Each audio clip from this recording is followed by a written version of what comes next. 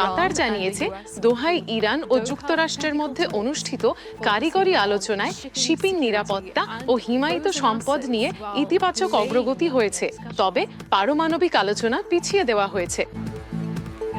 Iran বলেছে দোহা আলোচনায় কাতার ও পাকিস্তানের সঙ্গে কথোপকথন মূলত ইসলামাবাদ স্মারকপত্রে যুক্তরাষ্ট্রের কথিত লঙ্ঘন নিয়ে হয়েছে। এদিকে তেহরান IAEA পরিদর্শকদের পারমাণবিক বোমা স্থাপনা পরিদর্শনে নিষেধাজ্ঞা দিয়েছে। রাশিয়া রাতে কিয়েভে ব্যাপক ক্ষেপণাস্ত্র ও ড্রোন হামলা চালিয়েছে। এতে অন্তত 10 জন নিহত এবং বহু মানুষ আহত হয়েছে, যখন জরুরি উদ্ধারকর্মীরা বিধ্বস্ত শহরে ছুটে যাচ্ছে। এবং স্বাগতিক যুক্তরাষ্ট্র দ্বিতীয়ার্ধে লাল কার্ড দেখার পরও বসনিয়া ও হার্জেগোভিনার বিরুদ্ধে 2-0 গোলে জিতে ফিফা বিশ্বকাপের শেষ 16-তে পৌঁছেছে, যেখানে তাদের প্রতিপক্ষ হবে বেলজিয়াম।